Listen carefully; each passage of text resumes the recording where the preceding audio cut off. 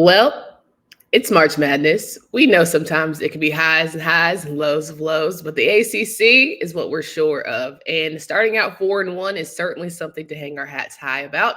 But it was the comments from Greg Sankey, the SEC commissioner. It was the losses from several of their programs. And, it's being the best conference of the Power Five right now that has us on pretty of highs of highs. We'll talk about why the ACC should never be doubted in men's basketball in March on today's episode of Locked On ACC. You are Locked On ACC, your daily podcast on the Atlantic Coast Conference. Part of the Locked On Podcast Network, your team every day.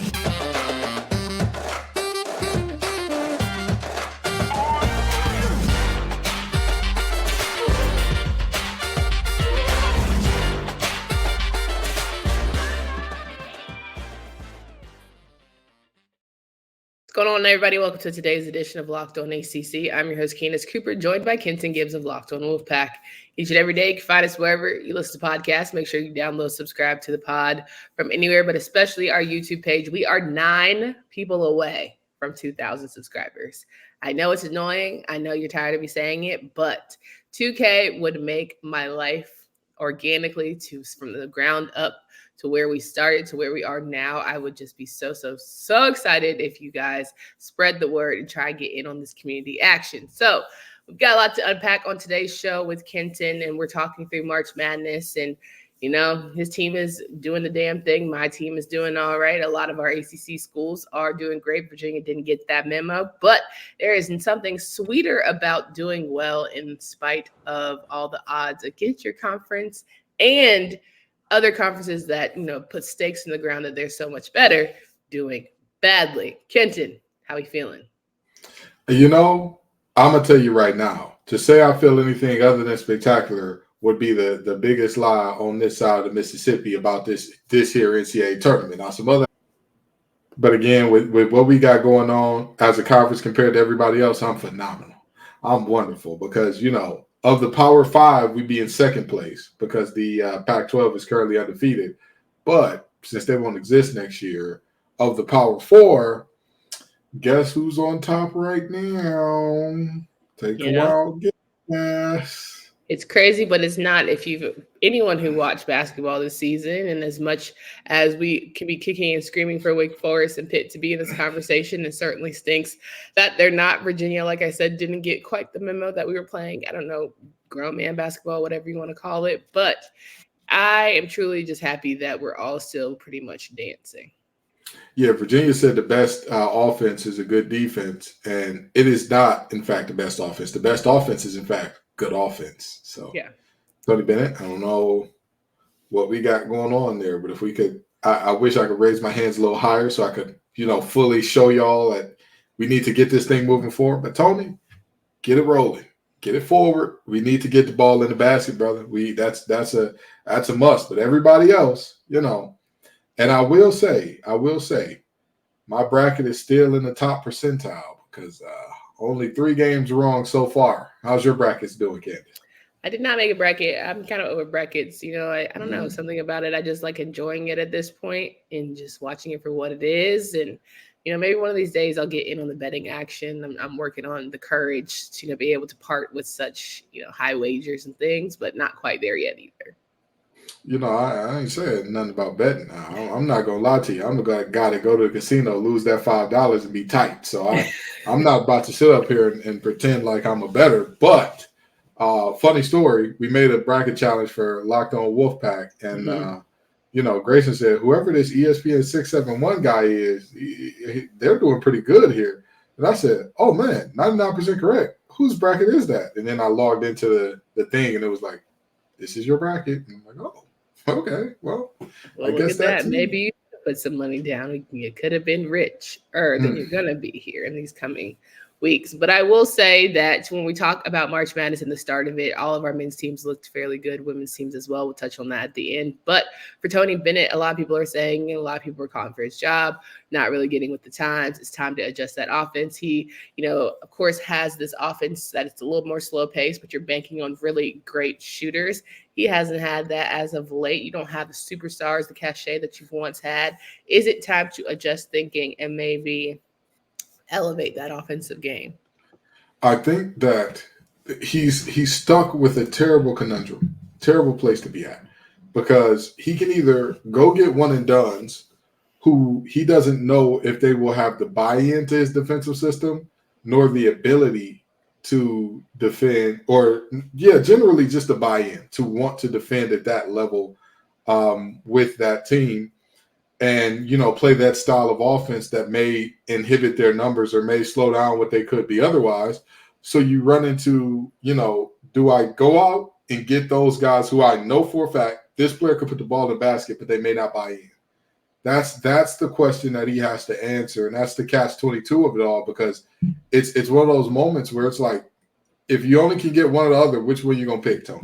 So, Yeah, I also think that in today's game, you look at the AAU circuits, like everyone wants to be Stephen Curry, they wants to be Mr. Ball. They all think that they can shoot from half court and, want to be high octane, high offense. And that's not necessarily what we see or what his program is built on. A lot of people want to play defense. You see it in the NBA. Like that's not, you see these 125, 150 point games. That's not really the level and lane that which people are going in terms of hard-nosed defense. So is he not adjusting with the times necessarily? And will the game get left pass him by? We talk about Boeheim, we talk about some of the greats, Coach Hamilton, and maybe Tony Bennett is just, he's right there knocking on that door of maybe it's time to try something else. Well, he's young enough to where he should be able to adjust in advance if he's the coach that I believe he is. However, it is a very real possibility that he ends up being a dinosaur and a relic of the new game of college basketball if he can't update that offense and just in general recruit more talented offensive players, recruit more firepower offensively. Because again, you're going to have a situation where if you're coming to UVA, you're expected to stay for a few years and fully get into that system, get good things done in that system. Good, fine, got it. With that being said, you still need to make something shake on the offensive end, or else we're going to see what we saw, which was a team that just flatly looked like they didn't belong at times. Yeah, 100%. So let's talk about the good things happening for the ACC here. North Carolina and NC State picking up wins on Thursday. Both teams looking good. I think that NC State probably more of the surprise because no one expected them to upset as number 60 Texas Tech. But North Carolina handled Wagner fairly well. And I just think overall, those two teams on Thursday handled business, looked good doing it, and were a good start to our NCAA kickoff. Yeah, absolutely. NC State and UNC both did what they had to do, and one obviously a heavy favorite, one as a slight underdog, and now NC State has a chance before it to advance to its first Sweet 16 in, I believe, nearly a decade. With a win over the 14th seeded Oakland Bears, which, by the way, congratulations for finding out about Oakland, everybody. They are in Michigan. They're called the Oakland Bears because they're located in Oakland County in Michigan. Rochester Hills, I believe, is the exact city. But, I'll tell you, 9 times out of 10, if somebody says, hey, you have the opportunity to advance to the Sweet 16, you just have to beat an undersized Horizon team, you'll take that bet. Now, does that mean that NC State can snooze and break dance their way to a win? Absolutely not. That's a team that shoots the ball very well, and they crash the glass extremely effectively as a team for a team that's undersized, so they need to get it done. But on the other side, Michigan State, UNC, an old rivalry that only happens around tournament time, generally renewed from years and years and years ago. Roy Williams may be gone, but Tom Izzo is still looking to write a new chapter with old Hubie. This is going to be a really good game. Izzo is one of those guys, and Michigan State coach teams, they always get up for March. They're always at their best in March. And so it'll be very interesting to see how this 1-9 game plays out. Wisely said, and I do think that there are some great matchups coming up that we'll touch on a little more thoroughly towards the end of the show. But Duke and Clemson as well holding their own, beating both Vermont and New Mexico. Clemson, not necessarily a surprise. They've been a strong team. Duke having an ugly win, but a good win at the end of the day. Surviving and advancing is what it really matters. Just ask Kentucky. Just ask some other big name teams. Wisconsin, who went home. For you, does it matter how it looks as long as it gets done? Does it look shaky for a team like Duke to sort of struggle maybe a little bit with Vermont? Well, I'll say it like this, okay? Close only counts in horseshoes and grenades. I mean, the reality is when you're talking college basketball, when you're talking any sport that's based on the point system, if I golf the greatest round of golf in my life and I'm playing against prime Tiger Woods and he beats me by one stroke, did he win the game or no? Mm-hmm. You know what I mean? Like at the end of the day, it really doesn't matter. And I'll take it a step further and even say this. I'll go as far as to say, when's the last time we saw a champion that didn't have one or two games where you're like, that was close. If one shot goes differently, one call goes differently, one thing works out differently, we're looking at a completely different situation. So, Duke struggling with Vermont a little bit. That's not something that I would say, hey, this is the end all be all. And we need to be prepared for them to not make the Sweet 16. Yeah, 100%. Clemson, though, I think looked really strong. New Mexico was a hot team that, people were very high on, but ultimately Clemson, people were very much counting them out. I think PJ Hall has certainly shown himself to be worthy of better conversations, and they're showing it here on the hardwood. Oh, absolutely. PJ Hall can absolutely get down in the paint. And I'll tell you what, I know that he was missing his brother in arms, Ben Middlebrooks, in that paint, the way he was playing against Texas Tech here. Huh? PJ Hall from Clemson, Middlebrooks from NC State. Yeah, Ben Middlebrooks transferred over from Clemson. He was at Clemson last year. Got you. That's what I meant in terms of he was missing his brother. Because Middlebrooks and DJ Burns have been the duo to talk about. So I was just like, wait, what? Yeah. He used to be PJ Hall's running mate. He's probably looking out the window singing, "He used to be my girl" right now because he's a career high in this game. What a time! But very seriously, Clemson looks good. They're firing on all cylinders, and color me shocked. The ACC is outperforming expectations once again. Oh, I can't believe it. They told me the conference was down. Well, there is one sort of thing that I would like to bring up in terms of just how we're discussing the SEC, how we're discussing a potential, Sankey feeling like the SEC deserves more bids or whatever he's willing to do to make that happen. But first, I want to talk about something that doesn't necessarily pertain to me, but could help you, Kenton. This episode is brought to you by spring cleaning champions Manscaped. This season, make sure you groom your carpets and the drapes with the leaders in the below-the-waist grooming. Clear out the winter bush with Manscaped Lawnmower 5.0 and watch your confidence bloom like springtime flowers. Embrace the season and join 10 million men worldwide who trust Manscaped with a special offer. Go to manscaped.com, use code LOCKEDON for 20% off plus free shipping. Get 20% off and free shipping with code LOCKEDON at manscaped.com. That's 20% off and free shipping with Locked On code at manscaped.com. Nothing like a little spring cleaning in your pants. You shouldn't have to worry about when to buy tickets in your game's big event. We all know that Gametime is the place to be. Gametime is the only ticketing app that gives you complete peace of mind with your purchase. They're obsessed with finding ways to help you save money on tickets. Take the guesswork out of buying tickets with Gametime. Download the Gametime app, create an account, and use code LOCKEDON for $20 off your first purchase. Terms apply. Again, create an account and redeem code LOCKEDON for $20 off. Download Gametime app today. Last minute tickets, lowest prices guaranteed.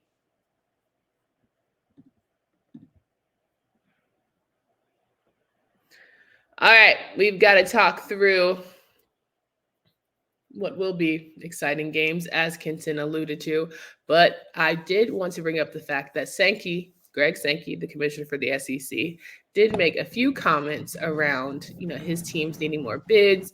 They're obviously not doing well. But in the world with which people just kind of do their own thing, and until they actually officially secede the NCAA, not possible. But could you see a world where an SEC, a Big Ten combine forces and maybe have their own multi-million-dollar tournament and play their best schools and sort of do their own thing? Like, what is stopping people like Primetime, Amazon, or,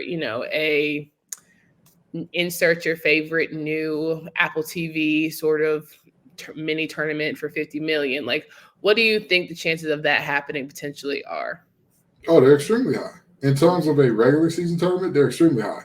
The fact of the matter is, though, regardless of how much you think these other teams don't matter, you've got to play the games. Mm-hmm. You've got to step on the hardwood, lace them up, and get it done, which the SEC has not done at any level whatsoever so far, to an embarrassing degree. And if I was Jim Phillips, I would be, that's real unfortunate, isn't it, Gregory? Can I call you Gregory? Your mama named you Gregory. We need you to get a Twitter. We need him to get a Twitter account so he can start firing it off.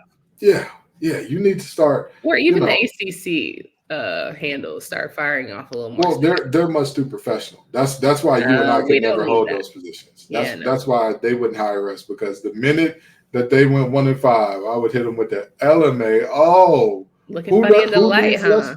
Who needs less bids now? Right. LMA. Oh, right. Because again, I know that everybody I know that football is a very different beast. I understand that and I get that. But I think in every sport, when you try to predict based off of, who has the most starts, who has the most this, who has the most that, you can get close. You will never have 100% of the picture, period. Yeah. That's just the way it shakes out. That's just the way it works out, because there are other factors that go into it. I talked about Oakland in Kentucky, and I said that that's a game to watch out for, not just because Oakland was underseeded, but also because I didn't trust Coach Cal's coaching. And that when you talk about what March Madness is about, it's about having really, really good guard play and everybody step up and star in their role. And I knew that defensively, Kentucky was going to struggle, despite the fact that they have a bunch of guys whose names are going to be called on draft night in the upcoming year or so. Mm-hmm. But, that's I agree. And I think that, Kentucky's a great example as well, because all the money and cachet that goes into Kentucky basketball, only to not make it out of the first round, right? You got people over here giving threats, saying they're going to go harder about Calipari than January 6th. And you also just got, literally a guy tweeted that. Yes, Ooh. People are insane. But, with all that's coming into college athletics now and sports betting, I can only imagine how many people are wagering money on these sort of situations and probably feel away. Of course, he said, I didn't mean it. I'm not really here to threaten him, yada, yada, yada. But still, what kind of insane tweet to get you, why does sports make you do something that insane? But say all that to say, there's a lot of money being invested to a lot of these programs. You say you can have money, as much money as you want. At the end of the day, you got to play the game. You got to lace them up. You got to do what you got to do. And there's nothing more special in the season of March, than someone who has nothing to lose. Golke, who out of Oakland University had nothing to lose, put it all on the line and upset a team like Kentucky. He's going to be able to tell, all his coworkers at the water cooler, about his amazing summer, or amazing spring rather, right? Yeah. Versus these other guys who are going to hear their name called. And there's, on top of that, you've got the Big 12, who everybody, when I say the ACC and Big 12 need to merge, everybody says, oh, you're a sign of how desperate the ACC is. And I wish that I could just go up to each one of them. And, I like to give people with kindness. So I want to touch them on the shoulder. Candace, if you could touch the people on the shoulder for me, because I can't do it today. I'm going to touch you on the shoulder, and I'm going to let you know, hey, friend, I know that y'all think that, hey, y'all are stable and y'all are the good basketball conference. Y'all would be 500 in the tournament right now if it wasn't for a terrible call against Samford. Y'all would be 500. Yeah. You would be. So the Big Ten lost last night, Wisconsin to James Madison. It's just it's really interesting, Big Ten, that you can have the same conversation as the Big 12 is having. Yeah. And it's again, it's just one of those moments where, you look up and you realize you have to line up and play the games. And somehow, whenever we line up and play the games, regardless of what the metrics say, the ACC seemed to come on top in a lot of those games. I know Coach Capel, who, not too much on him on this show, is furious. I know he's got to be fuming. I know he's probably as he should be on the trail, just sitting there getting madder and madder, but trying to show probably some of his upcoming recruits just how much nonsense it can be around the ACC. But to your point, hopefully we'll get to a place where Jim Phillips can better advocate for us. But this week's March Madness bracket highlight is brought to you by our friends at Nissan. Each week, we're picking one team that stands out, a team that has pushed it further than the rest. Just like any of the all-new 2024 Nissan SUVs, these guys were able to take it to the next level. The Oakland Golden Grizzlies are obviously this week's Nissan Rogue. The team absolutely surprised us all with their powerful performance in the first round upset win against Kentucky Wildcats, giving them their biggest win in program history. They say win life, go Rogue, and that's exactly what the Golden Grizzlies have done here. Take the Nissan Rogue, Nissan Pathfinder, or Nissan Armada and go find your next big adventure. Shop NissanUSA.com today. Oakland plays NC State, two teams that are very much Cinderella. And I think that it's giving, I don't know, it's giving NC State might as well make the run. If you're going to do it, you're going to be out here giving Coach Keith his first tourney win. Having given him his first ACC championship, it's more suited that you might as well go the Sweet 16. You know what I'm saying? Yeah. You know, again, that Oakland team, they don't have anybody for DJ Burns. Yeah. However, who has anybody for DJ Burns? I'm starting to wonder. You know, but maybe Zach Edey, if they get that far. The biggest thing about stopping Oakland is, of course, they have Townsend, who is their do-everything guy. But around Townsend, he's able to do everything for them because they have so many shooters. And Townsend in of himself, in his own right, is a phenomenal shooter. He is a combo 3-4, you know, kind of wing, kind of big, depending on what you need him to do. He can do a little bit of everything. So somebody is going to need to play good ball, and they're going to need to box that young man out because he attacks the boards. It's like it's hard to describe how good he is at the game of college basketball. Because it's almost like you're combining just in ACC terms or UNC terms to help you out, Kansas. Cormac Ryan's shooting ability with the rebounding of what's the young man that just transferred there from Stanford? Harrison Ingram. It's almost like you combine those two with a little bit of a handle in there as well. So you've got to stop him. Obviously, Goki, who put up the 10 threes and company, are going to be striping from deep. He ain't going to shoot 10 threes today. But you just know that because he's going to shoot 10 threes. I don't know if he's going to make 10. Right. True. The stats show he's only taken, I want to say, 8 2-point field goals all year, and he's taking over 300 shots. So he's going to shoot them. You know, they're going to have to defend that three well. Yeah, and that's going to be the big thing there, right? Can you defend there, and can your bigs take advantage? Everybody's talking about Mo Diarra and how he's doing what he's doing during Ramadan.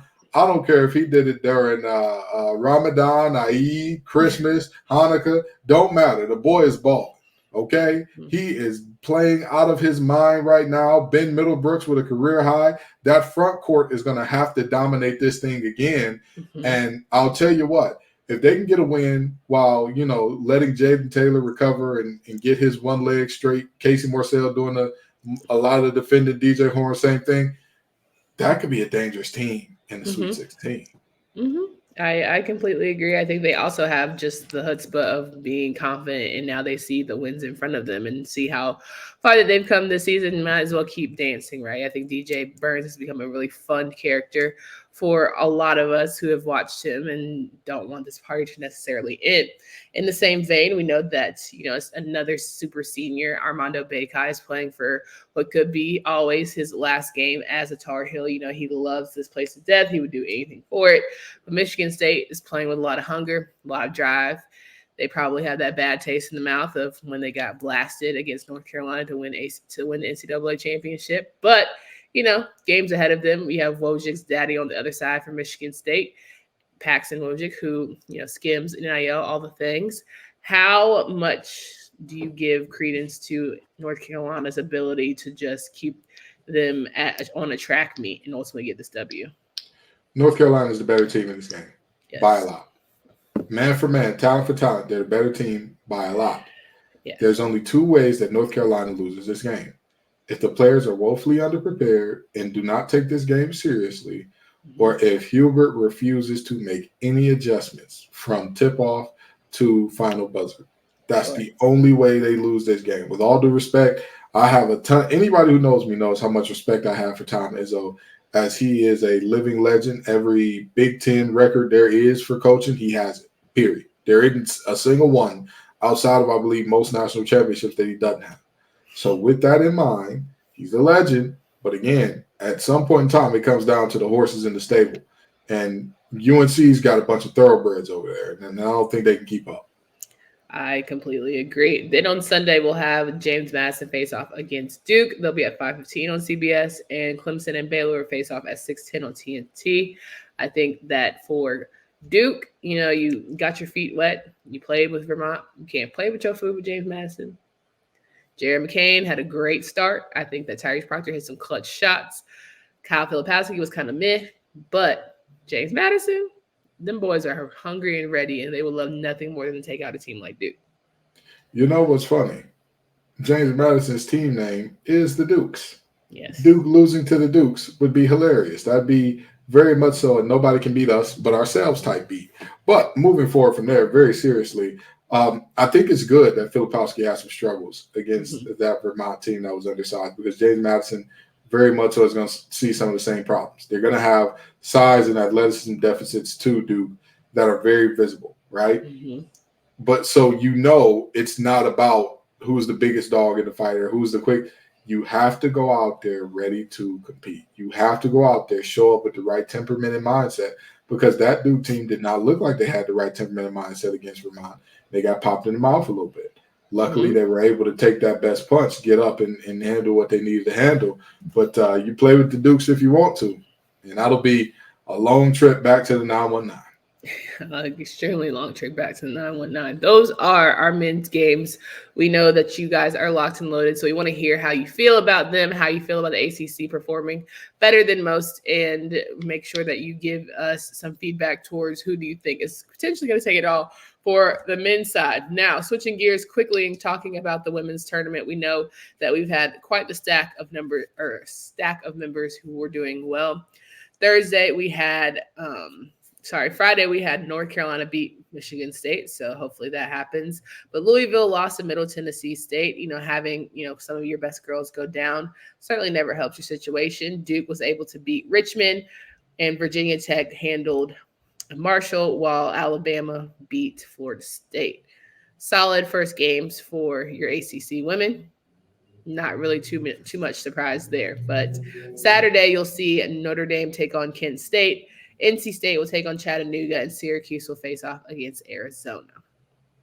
Yeah, it's going to be interesting to see Westmore take on the team from his old stomping grounds in Chattanooga. Mm-hmm. And, this is a very interesting slate of games, because we talk about the ACC in terms of the women's and how elite they are, and it just seems like there's just a snake bittenness around a lot of teams in this conference that's so unfortunate, to see a Louisville team that already, let's just be honest, right? Haley Van Lith and their breakup, a lot like Sam Hartman going to Notre Dame, everybody got worse from it. Everybody got a little bit worse from that situation. No disrespect to Sam Hartman, but, it just would have been better if you would have stayed where you were at in both of these situations. And then to see that they had multiple stars go down here is just, tough. You really hate to see that.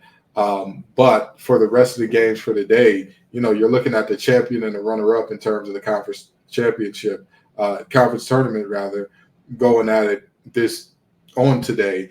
And I expect both teams to come out with wins. Those are, both of those teams are I'll say this, the women's tournament is often much more chalk than the men's is, and for a reason. The discrepancy between the top teams and middle of the pack teams in women's basketball, very different from the discrepancy between top and middle of the pack team in men's basketball. So absolutely. I think that both of these teams should be moving on to the round of 32.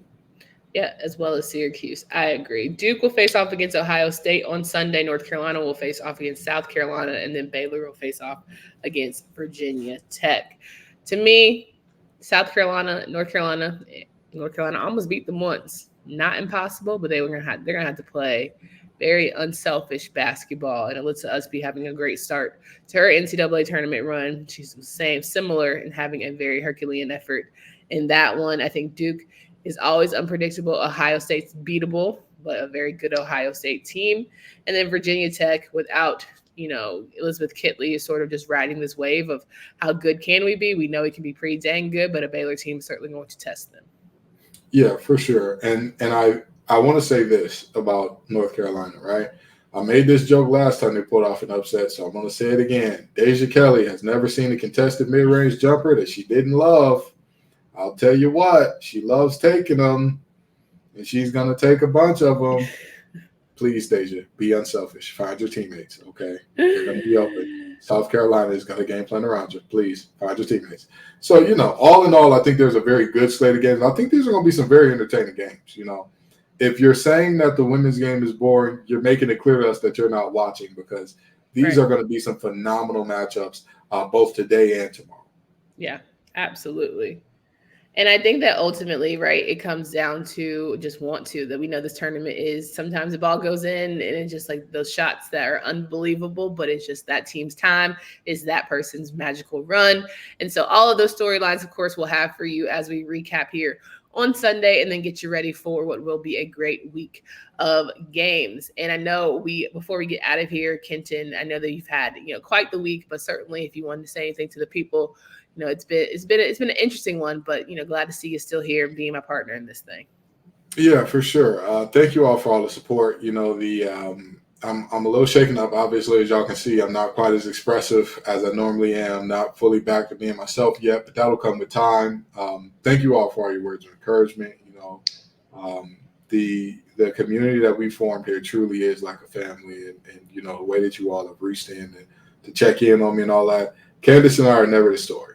The story is about these young men and women. The story is about these coaches. The story is about these universities and what they're doing. But it's nice to know that, even people who made sure to stay before they said their well wishes, that they disagree with most of what I say, still wish me well. It means the world to me. So Thank you all so very much for that. No doubt about it. All right, guys, come back next time. We'll have a little more March Madness to get through, but we hope to see you. We hope to hear your comments. And again, we're almost 2,000 subs, so do what you got to do. Candace Cooper and Kenton Gibbs. Until next time.